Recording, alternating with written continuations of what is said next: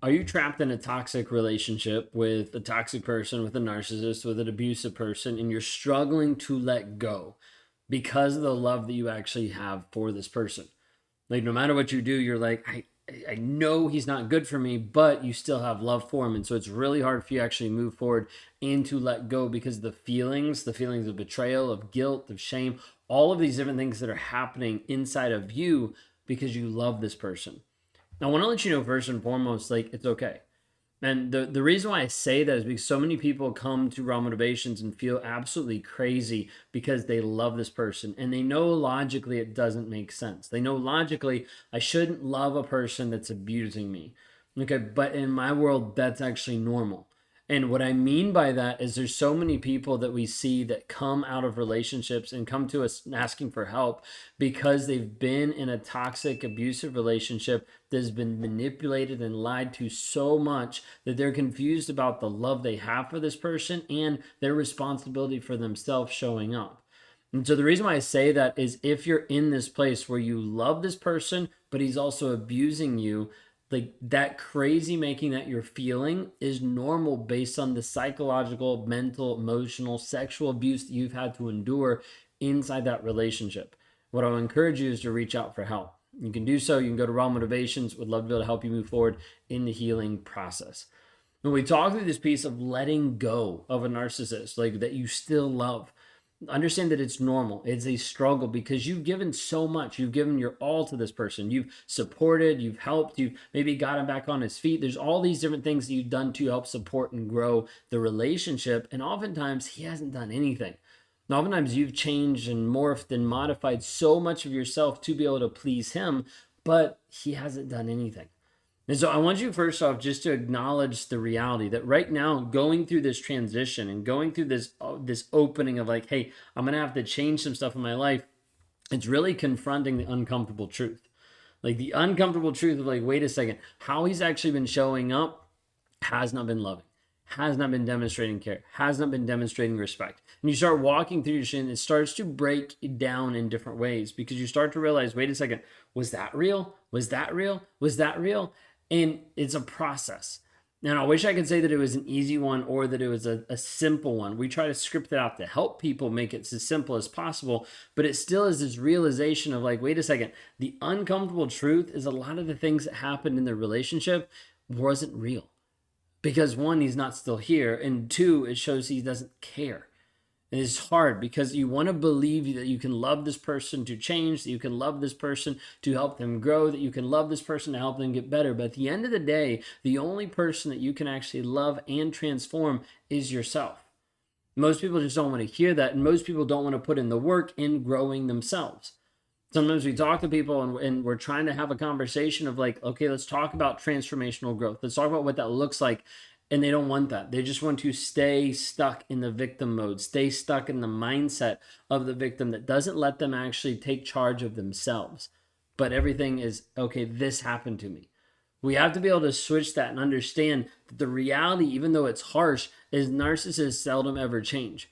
They seldom ever care. They seldom ever love. And typically, they never even show up in a positive way in your life, especially if there's no honesty, if there's no vulnerability, if there's no consistent change. Like it is a dead end relationship, and you need to work on you. Accepting this truth is very, very hard.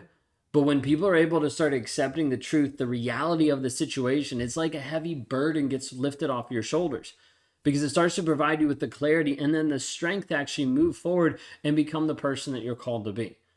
This is the next step that's really hard for a lot of people, is starting to reclaim your identity. Some of the questions I'll ask would be, hey, what do you actually want for you? What are you looking for in the future? How do you want to show up? And sometimes people are like, I have no clue what I want. Why? Because you never were allowed to want anything. You weren't allowed to go take care of you, to go get your nails done, to go hang out with friends, to go shopping, whatever it might be. There's so many different rules and regulations and stories and limits and beliefs that kept you stuck because of him. The hard part is after you get out of the relationship or after you separate, the majority of those are still there. And oftentimes people think like, well, he's gone. So whew, now I can go do stuff. And we'll see it even get harder sometimes because after you're out of the relationship, you'll still question, can I actually go to the store? Can I actually spend this money? Can I interact with this person? Am I allowed to? Because all of these limiting beliefs that have been placed upon you from him will continue to be there for such a long period of time. So rediscovering who you are and understanding who am I is huge.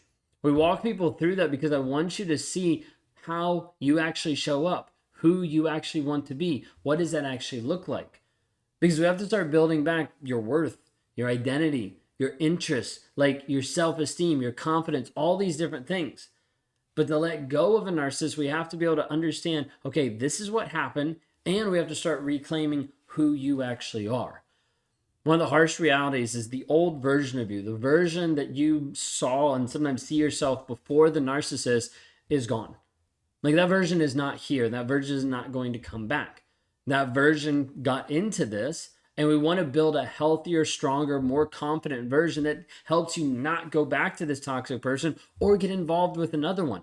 If you've already been with a narcissist, the chances are you'll probably end up with another one if you do not do the healing, because they'll feel normal, they'll feel safe.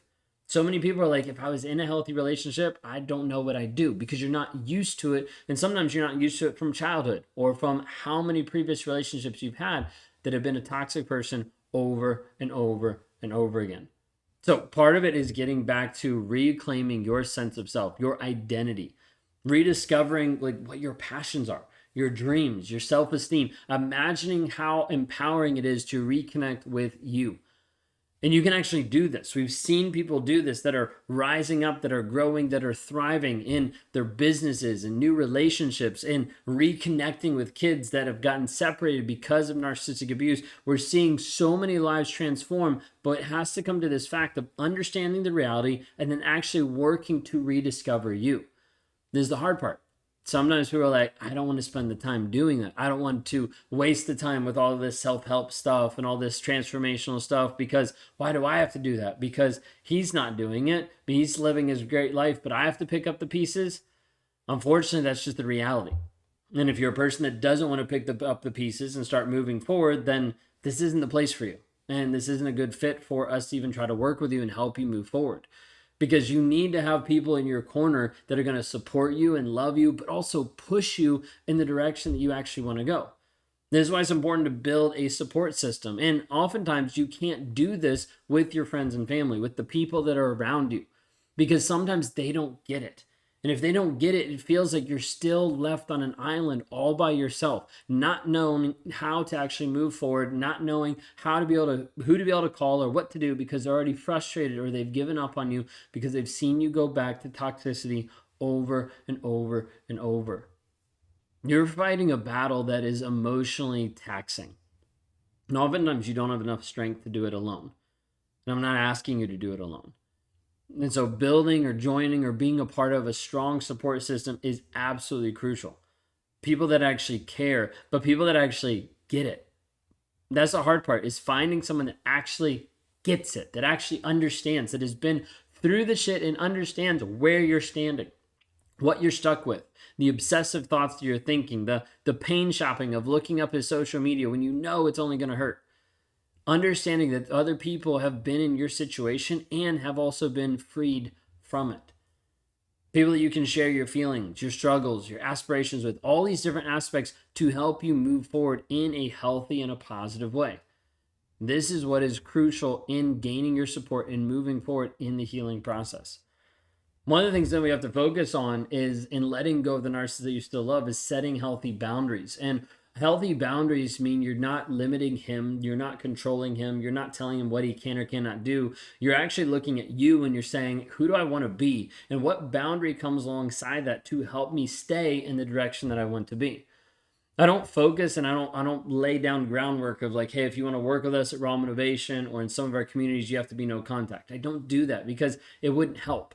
If anything, you'd go no contact and then you go right back, because it's not going to help if another person imposes it on you. You've already had enough people, toxic, narcissistic people in your life that have imposed their shit on top of you. I don't want to do that. but I do want to give you the tools to actually help you move forward and heal from it so that you can actually set up healthy boundaries and hold them versus getting sucked back into toxicity over and over and over. When we talk about no contact, it is something that oftentimes becomes necessary long term. And the reason why I say that is because when you're able to have a buffer and then when you're able to have complete separation from you and the other person, it gives you the opportunity to heal without having more of this toxic sludge pour into the pond that you're in. So many people are like, I'm healing and I'm working on myself as they're scooping out the toxic sludge out of the pond, but they haven't shut off the pipe that still brings all of the stuff inside. And so I need you to understand sometimes no contact is essential for your healing, for your growth, because if you don't get to that place, oftentimes you're still letting toxicity into your life. Well, there's so many different pieces that we can talk about going in with this, but I want you to understand as we're walking through, you have to understand the reality. You just have to face this is what's going on. It's not easy. It's a couple of things that we dive into inside the challenges because it needs to help you process and work through it. We need to start focusing back on you. How do we actually help you reclaim your identity, who you actually are?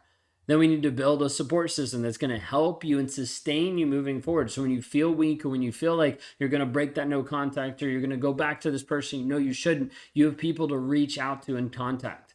And then we have to set clear boundaries that actually keep you moving in the direction that you actually want to go, the direction of your calling and the vision of who you actually want to be. If I can help you with this today, please go to rawmotivations.com. If you want a one-on-one, we can talk there. We can see about accelerating your process moving forward in the healing world. We take people down a healing journey that converts to a growth mindset because we're always going to be learning. We're always going to be growing. We just want to help you do that to be free of toxicity and then maximize who you're actually called to be.